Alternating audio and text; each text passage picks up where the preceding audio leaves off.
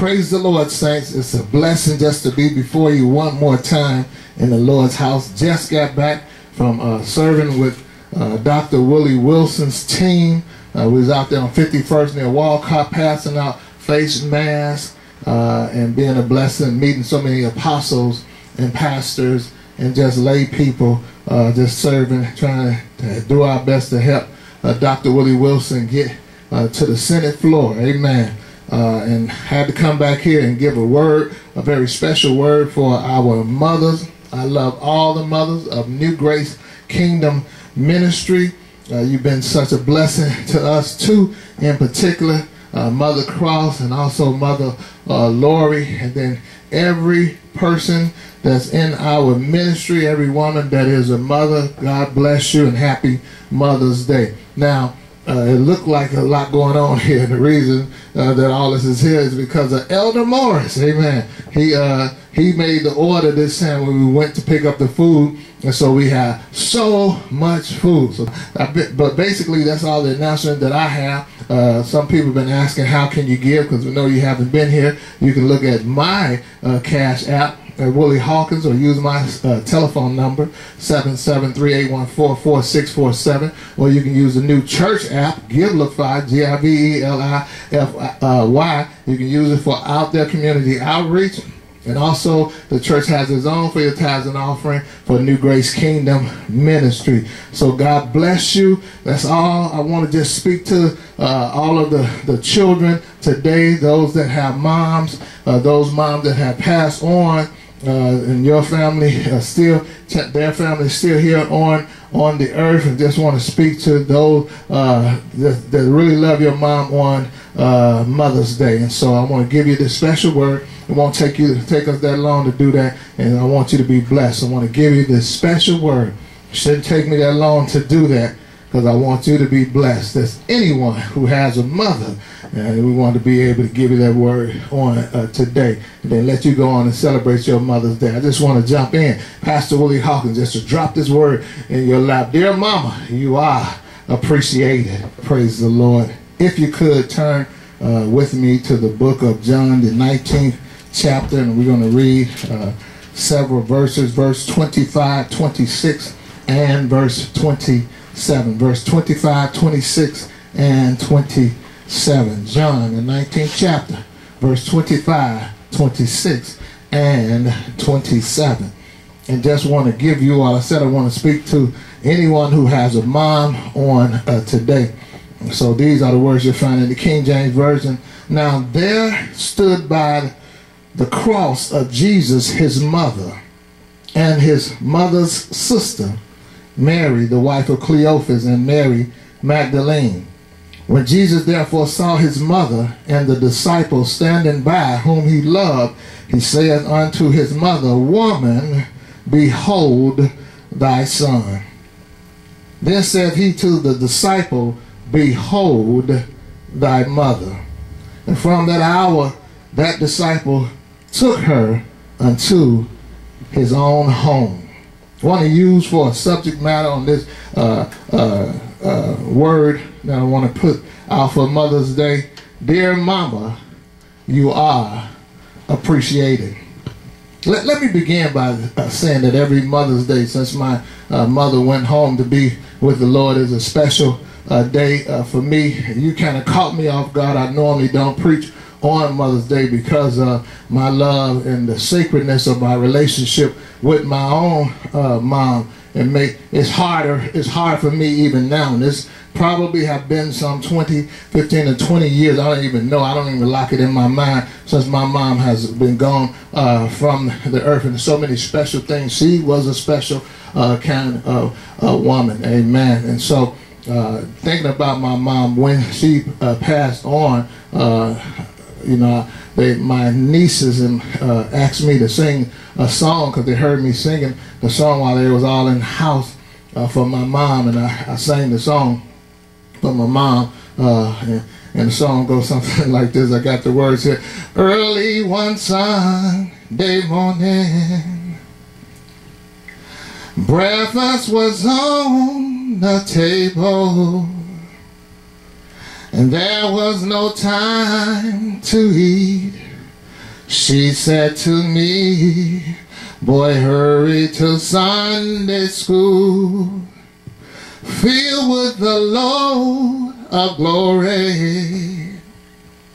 We learn the holy story, and she'll always have her dreams, despite the things this troubled world will bring. Oh, mama, don't you know we love you, sweet mothers? Yeah, yeah, yeah. Place no one above you, sweet mama. Living in the world, sometimes it seems so funny. Nobody can turn your life around. So that was a song that I sang then, and I still have that in my spirit for my mother. Nobody is like your mom, and nobody can teach you like your mom. And in my life growing up, my biological father was not there, and yet he taught me lessons by not being there. My biological father had a fruit truck. He'd come through, and the only time I would get excited when I hear somebody come through talking about watermelon, watermelon man, you know. And I was a little kid, but I knew that was my biological father. I had a stepfather in the house, and me and him didn't get along. You know, he was crazy over my sister. It was just her and I in the house, but me and him really didn't get along. And so I learned a lot from my stepfather. I learned a lot from him being there and doing whatever he could, even for me. But my mama, man, I wish I had somebody here. My mama was the one that reared me, that gathered me up and talked to me for those little issues in the kitchen. Whenever I came to my mama and I said something, whether it was stupid or whether it was profound, my mama was the one that signed off on everything that I needed in my life. She was my right hand and my left hand, and my mama was my heart, and my mother is my heart. And so it's special to me, not just today, but whenever I think about my mother. And so I decided just to pull from the scriptures just a few examples of some mothers that may catch somebody off guard. I decided to come in and talk about Rebecca. I decided to come in and talk about Ruth. And I decided to come in and talk about Mary, because when I look at them, I think there's some things about them that you'll see that may be able to bring or shine a light on your mom today. Let's talk about Rebecca. Rebecca was a mother that her children will say, "Dear mama, you are appreciated." Rebecca. Rebecca had twins, and one child, Jacob, pulled on the leg of the other one, Esau, and Esau was the first one that came out, but Jacob was holding on. Now, if you heard any stories about Jacob, Jacob was called a trickster. He was slick, but it was his mama in the background, because she had something on the inside of her for her son Jacob that she kept teaching him and kept giving him tips on how to get ahead in life. And so the other one, Esau was the one that went outside. He did the hunting. He was a hairy one, you know. He was a strong one, the fighter, right? But Jacob was a plain one that's in the house. But mama was speaking to Jacob because she saw something on the inside of Jacob. And so Rebecca was teaching her son how to get ahead of Esau. Now, some people biblically may have an issue with that, but she was doing what she felt on the inside of her spirit. She had faith in God that this was the son that was going to be the leader, and she did what she did for him. I remember the scripture talked about his father Isaac was on his deathbed, and he wanted to give the generational blessing or the family blessing to the oldest son, and said, "Bring him on in here." And so the oldest son had already sold his birthright to Jacob, and so the oldest son didn't even know that he had already been bamboozled, already been tricked out of his birthright. He didn't care about a birthright. See, there's some people where you're trying to get to some places and they don't even care about getting there, but it means something different to you. I wish I had somebody. There's some people who were born with a gold spoon in their mouth, and so for you to get a brand new car, it may be a whip, it may be an old car, it means something to you. They'll look at your car and frown on it because they've always had all these blessings in their life. But for you, it means something. So that's the way it was with Jacob and Esau. Esau didn't care about his birthright until he lost it. But Jacob wanted it. He wanted to be in that place with God. He was the one that had to wrestle with God. He was the one that said, I'm not going to let you go unless you bless me. And his mother said, go ahead and get a hairy some coat and put it on your arm and go get that blessing. I wish I had somebody. Rebecca was teaching her son on the side how to achieve in life. And there's some moms that's here now that's speaking to the son. Pull him to the side. Baby, you go get in that line. Baby, fill out that application. They want him to be something because there's something on the inside of that mother say, this son right here is going to be something. I need to speak into the life of my son regardless of what's going on in their life. I need to speak in the life of my son. Everything may not be beautiful. Everything might not be fashionable, but I need to speak into the life of my son and say, you are going to make it. You're going to get over this situation. You're going to get over the sickness. You're going to get over the struggle. You're going to be something. And so Isaac gave the blessing to Jacob instead of giving it to Esau, because Rebekah was teaching Jacob how to get to the place where he needed to be. He came out the womb holding on to Esau's leg. It came out the womb with some aspiration, came out the womb with some deep beliefs. And so his mother didn't want him to give up on the beliefs. And so sometimes in our lives, we still need mama to tell us that it's going to be all right, because there's something on the inside of every boy child and every girl child that says that I'm going to be something. And mama is the one that can change that for your life. Mama is the one that can speak to your life and say, yeah, keep pushing, keep fighting, keep pressing. There's a blessing in the pressing. So that's mama. Dear mama, you are appreciated. Can I give y'all a couple of more? Let's go to Ruth and Naomi. I really want to talk about Naomi, but I had to bring up Ruth because the book is called Ruth. Amen. And so it's not called Naomi. But when you look in the story, you see that it's all about Naomi and Ruth's relationship. Here it is. Naomi had a husband,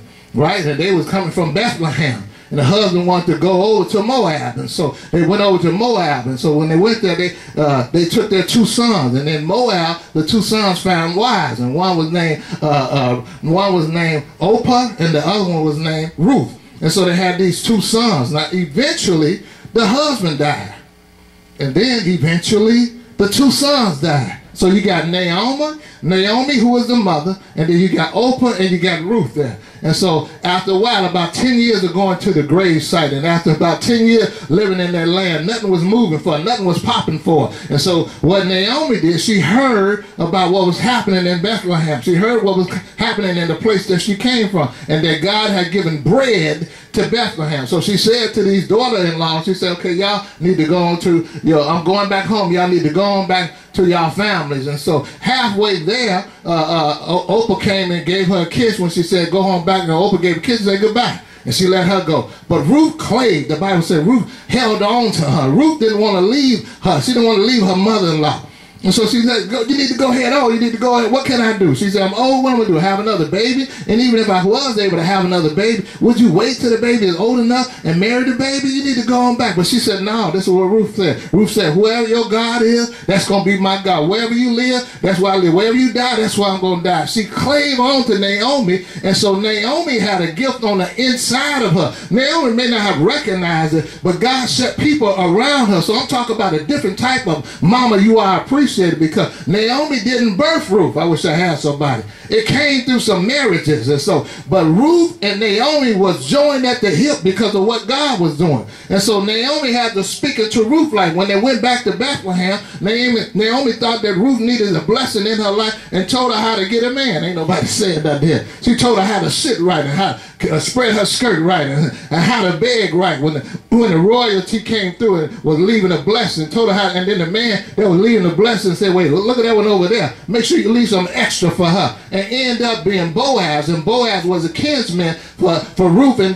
Naomi. And so they end up getting married. And now they're having a baby. Watch this. This is what the Bible said. They had a baby. I think the baby name was Orpah. So they had a baby. They named it Ruth and Boaz had a baby, and I think they named him Oprah. So, and then after Oprah, Oprah ended up having a baby, named him Jesse. And then if you follow the scripture, you find out that Jesse was the father of David. So in Matthew, the first chapter, it talks about the genealogy of Jesus. You keep going up there, you find that in Matthew, the first chapter, there's only 5 women that spoke about it in there, and one of them is Ruth. And so you see how Ruth is connected to Jesus Christ. And so Naomi, because of the connection, although it wasn't through the blood, it was through God's blood, and the connection that Ruth had with Naomi, she got blessed and ended up being a blessing to all of us. And so there are some people that you are connected to, that if you're against them and you repel them, then you're going to rebel against them. But if you're connected to them in the right order, in the right sequence, in the right spirit, then you'll get the blessings of God. All you got to do is stay connected. I wish I had somebody here to say, stay connected. Mama, you are appreciated. And so I'm quite sure that Naomi will hear that from Ruth. You are appreciated. Now, the reason why I didn't leave you is because I see something on the inside of you. I see my destiny connected with your destiny. You are appreciated. Oh, God. Can I go ahead to the last one? Last but not least, everybody know the story about Mary. I mean, maybe you didn't know Mary was poor.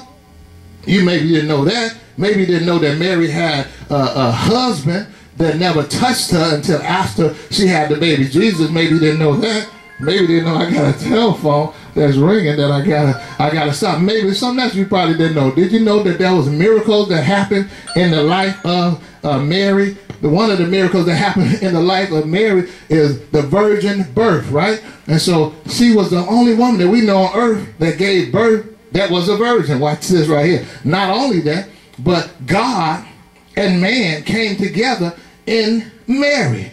And so you ever heard of Jesus being 100% God and 100% man? And so Jesus was the whole package. He was enough God to save man and enough man to make sure that his blood could be shed for the sins of the world. And so now we have here inside of Mary these miracles that was going on. And watch this right here picture. God gives a baby Jesus to Mary and put the baby Jesus in the lap of Mary, who was a woman. That Mary had in those days give suck, so she had to breastfeed Jesus Christ. And so she was giving more life to Jesus, who was the one that's going to give life to the world. And so here in our text we find Jesus on the cross about to give his blood up for humanity. But I'm quite sure when he looked down and he saw John, his beloved disciple. I know you know John. John was the beloved disciple, the one that laid his head on Jesus. They said that's the disciple whom Jesus loved. John was filled with compassion. John loved Jesus. I mean, John was there for Jesus. Peter and John was there for Jesus, but Peter had ran away. But John stayed there. So when Jesus on the cross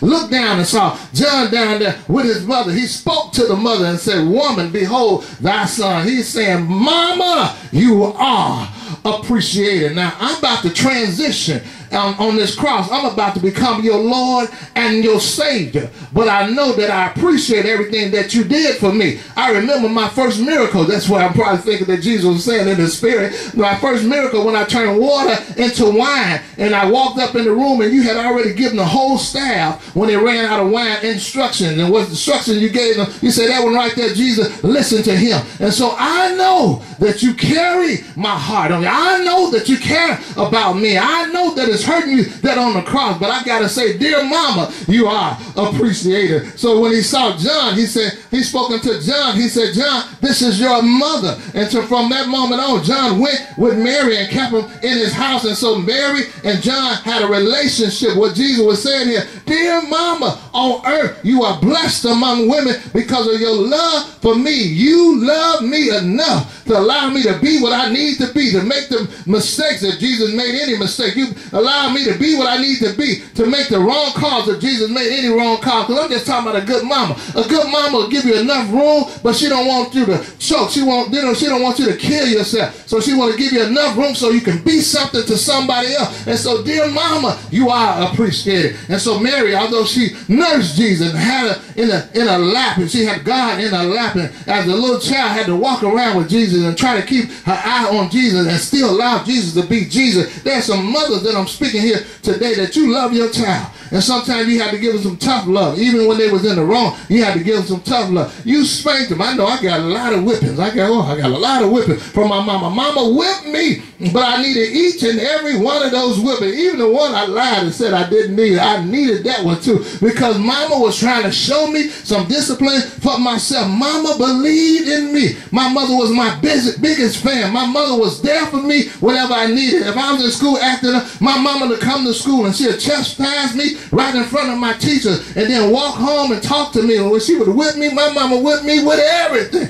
My mama whipped me with stitching cord. I remember we had that old washing machine. She took the big cord off the washing machine, whipped me. She gets switches, she gets stick. She whipped me with whatever she wanted to whip me with. And I still say today it was not abusive because I needed that to keep me in line. She showed me and spoke to me and talked to me and cared for me and always had time for me. And my mama explained things to me. My mother was a dictionary, and she may not even have a 6th grade education, but my mama to me seemed like she knew everything that I needed to know from a young child to grow up. My mother had wisdom. I knew people that was asking my mother questions. My mother had wisdom. I'm just trying to say, dear mama, you are appreciated. And every mother that's under the sound of my voice, that's listening to this recording, every mama, you are appreciated. The child may not act like it now, but one day the child gonna wish he had told his mama, Mama, I love you, but thank you, mama, for everything that you did. I wish that the child probably said, I wish I was able to pay my mama and take care of my mama, but mama was taking care of you. I wish I was able to bless my mama. I wish I was able to show my mama off to the world. Dear mama, you are appreciated. Everything for every mother is doing every sacrifice. When you take less food to make sure that your kids are being fed, when you walk and become the magician in the cupboards, when you look in the refrigerator and you don't have too much and you make them a sandwich out of nothing, or you make them a meal out of nothing. Dear mama, you are appreciated. When you walking around shoes running over just to get them some shoes so the kids in school won't talk about them, or just to get them some shoes so they can play basketball on the back. Mama, you are appreciated. When you're making the sacrifices and being able to talk to them and you don't even have that much education, but you're working, doing the homework, and then you got to figure out how to learn on the side so when they come back the next day that you can sit and work it out with your child because you don't want your child to be left behind. Dear mama, you are appreciated. When you make the sacrifices in the neighborhood where you speak to your neighbor's neighbor, and neighbor down the line and tell all of them, if you ever see little Willie doing something wrong, you stop him, whoop his butt. And when I get home from work, I'm going to whoop him again. Dear mama, you are appreciated. We talking about a neighborhood watch. You didn't have to worry about a neighborhood watch because mama told me to be in the house before the lights come on. Dear mama, you are appreciated. We appreciate you, mother. We appreciate every sacrifice that you make. And I understand there maybe some moms out here who are not making a sacrifice. Or maybe when you listen to this tape, you'll recognize that child that you have, there's got to be something on the inside of that child. It may be the next Barack Hussein Obama, but if you look at them and say, I'm going to help you get to where you need to, that's something different. Every man needs somebody. Every woman needs somebody that propels them, catapult them into the next level. And a kind voice, a strong voice that you can trust is that voice that help you get to the next level. Son, lift up your head. You're going to make it. Daughter, lift up your head. You're going to make it. I have this for you. That's not my desire for you. Not my son. Not my daughter. I want you to be blessed. I want you to have the best. Dear mama, you are appreciated. And so for every child, this message is not just for the mothers, but it's for every child. When you speak to your mom, you make sure you let her know. I mean, just pull them to the side. I don't know if everybody that said, Mom, I need to talk to you. I just want to talk to you about myself. And say, man, I didn't listen to everything you told me. But afterwards, I wish I had. I didn't do everything you told me to do, Mama, but right now, I'm a little more mature. I'm going to start on the right track. Mama, I don't want to have a bad relationship with you because I need you. Dear Mama, you are appreciated. So Tupac, the rapper, said something in the song, Dear Mama, that I thought, he said, even though you was a crack fiend, Mama, I wish I had somebody here. He said, you was always a black queen to me, Mama.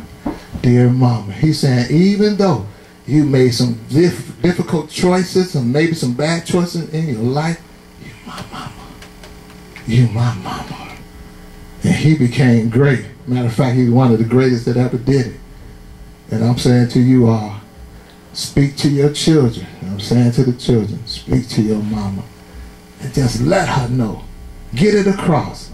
If you got to scream it, if you got to flowers it, if you got to gift it, if you got to send it, if you got to say I'm sorry and work on it, let her know she's appreciated.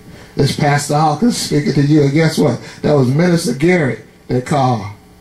And he said, can you send me Mother Cross number? See that? He probably going to tell Mother Cross, dear Mother Cross, you are appreciated. God bless you. I love you all. I can't wait till we get back. Y'all, I already told you all, I'm not going to make a move until the city decide they're going to make a move. Somebody